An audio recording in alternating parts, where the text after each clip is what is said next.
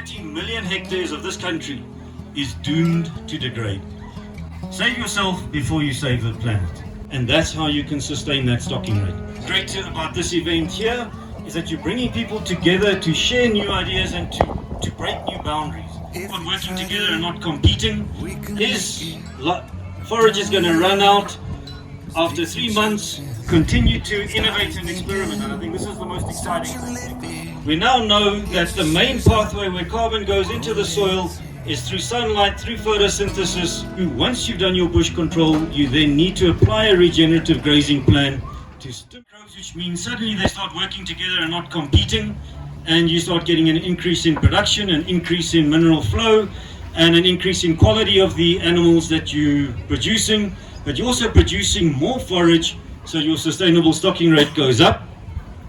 You get increased production, increased profitability, and this results in farmers being happy. When you look at farmers today, most farmers are not happy at all. They are struggling, they are battling. The farmers who are successfully doing regenerative practices, they sell when they want, and they sell when nobody else is selling, they buy when nobody else is buying. At the moment, farmers are forced to sell when everybody's selling, and what happens to the price? The price is low. You're selling at low prices, then you want to buy again when you get rain again. What happens? The prices are high, so you're running a business, selling low, buying high. That doesn't work. I'm going to talk a little bit about this. How does it work? We used to think that soil organic carbon and soil health depended on animal impact and animals on the trampling forage onto the soil surface.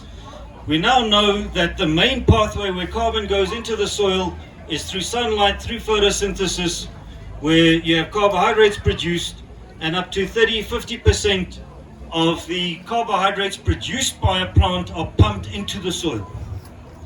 Why would it do that? They are feeding the microbes. And the planet Earth is really a planet of plants and microbes. They account for almost 90% of the living biomass of the planet. So this is important to know, that you want to promote this process, so you want more green plants, more diverse plants growing in a place that's going to pump more carbon into the soil. The microbes build the soil structure, and soil structure is what holds moisture, and the microbes make the nutrients available to the plant, and you get a much healthier plant. The same applies to crops, but we're not talking about that. You don't get disease, you don't get things like that happening. Thanks to me. Don't worry about the figures, you don't have to read those. This is on title deed land. I was asked to talk about what is working. Now, we'll show this. These two pictures are 60 meters apart. This one doing something about bush control and regenerative grazing, with high density grazing, moving the animals once a week and creating much smaller camps. This is his neighbor doing nothing. He's stocked at 30 kilograms per hectare. This farmer is stocked at 80 kilograms per hectare. He has more than double the number of animals and more resilience, because you can see the production there. This is the same time of year, one side of the fence and the other. On the left hand side of that graph, it just showed when things were this farmer with the same amount of stock, his forage is going to run out after 3 months. This farmer with the same amount of livestock is going to go through till the next rains, and that's how you can sustain that stocking rate. You're not saying just increase your stocking rate, you're saying increase the amount of forage and align your stocking with that. Thanks to me. These are examples of success cases. Again, a regenerative farmer on this side. This is 2 tons of grass per hectare. This is 400 kilograms per hectare. This is all annuals. This is siergras, and this is mainly bushman grass on this side. But you can see the resilience of this farmer compared to that farmer, and this is the same farm in a different time of year. There you've got bare ground, and here you've still got biomass covering the soil surface. This is just through improved rangeland management. There's no bush control that's taken place or needed on either of these farms, just management. And what management means is at the moment we have almost every camp having some livestock in it. Grass plants cannot tolerate that, they get overgrazed and they die. The first thing farmers need to do is combine herds to the size you're happy with and to what your water can manage. This is a resettlement farmer. His neighbor, 250 kilograms. He's got a 1500 kilograms. He's using a split ranch approach, and you can see the difference. This is a successful, happy farmer. This is a farmer clinging on to life in serious trouble. Thanks. Another fence line contrast. This is near Hamakare. I don't know if people know where that is. Near Kakarara area where you go communal title deed. This is on the title deed side with some bush control, 2.5 tons. Communal area just over the fence, 60 meters away, 30 kilograms per hectare. Communal, no grazing plan, no bush control, crisis management. This is poverty, this is wealth. The problem with communal land, we're going to come to that in a moment, there is no legislation that allows communal farmers to set and apply a grazing plan. 30 million hectares of this country is doomed to degrade. All these regenerative practices we're talking about cannot be applied in communal land. We're working on that, but it's a battle. Thanks. Another example, this is both communal, this is open communal land, this is a leasehold land, over 1.3 tons, 80 kilograms per hectare, no bush encroachment, no control. You can see what's happening in communal areas. As soon as you allow some control to come in, you're getting an increase in production. The farmer can decide what to do. You can move livestock. This is not particularly well regeneratively grazed, but what a difference compared to that. Principles, we're not going to talk about all of that, but it does depend a lot on your farm. If you have a farm which is bush encroached, that is the ceiling of your production. If you have a farm where water is flowing off your farm, that's the ceiling of your production. You need to address either one or both of those. Some areas in this country have both issues. You've got bush and you've got water flowing off. So if you're doing your bush control, you need to do that in a way which also stops the flow of water. Then you need to, once you've done your bush control, you then need to apply a regenerative grazing plan to stimulate the grass and to encourage grass to grow and to build more plants being established. And that just means exposing plants to animals for a short time and then having time for them to recover.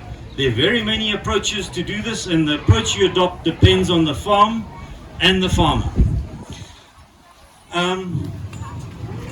So what is challenging? We've talked about the communal areas.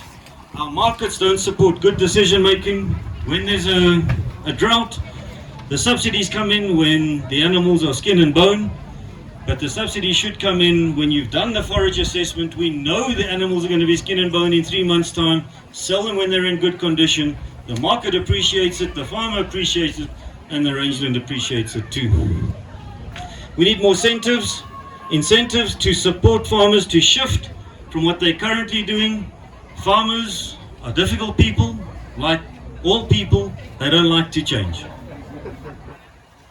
And that's good. But we have a lot of examples of farmers now who have made changes, and we're finding that's the most successful way of convincing some farmers to change, is to visit somebody who is successful. Farmers don't listen to me. The first question to me is, Colin, how many cattle do you have? No, I don't have any. Okay, kom ons gaan braai.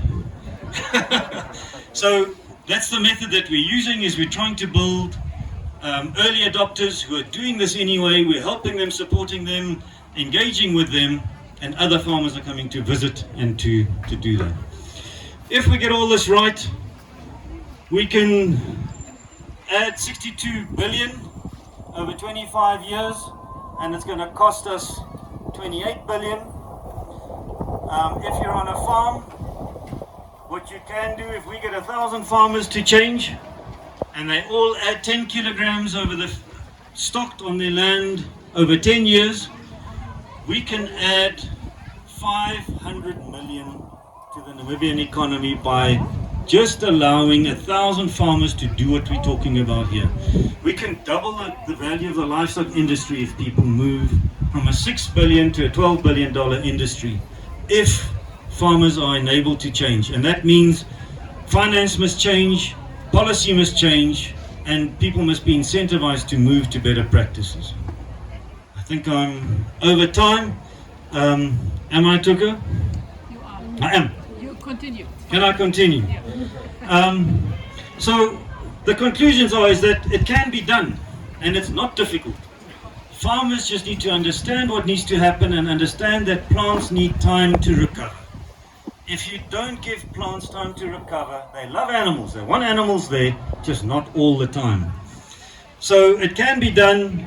In the communal areas, we must do something to open that potential in those 30 million hectares. And government must enable value chains rather than restrict them. We need to allow farmers to continue to innovate and experiment, and I think this is the most exciting thing, because farmers, when they get bitten by this, they start doing strange things. Like a lot of the things you see in the stalls here. They look strange from the outside until you understand why people are doing that, and there's very good reason for doing that. And that's, I think, what's great about this event here, is that you're bringing people together to share new ideas and to break new boundaries. And these boundaries need to be changed in the farming sector as well.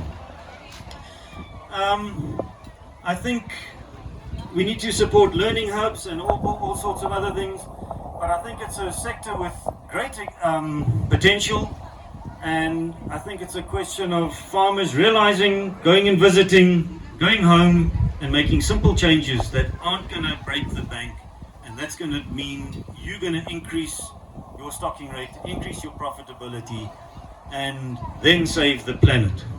Save yourself before you save the planet. Thank you.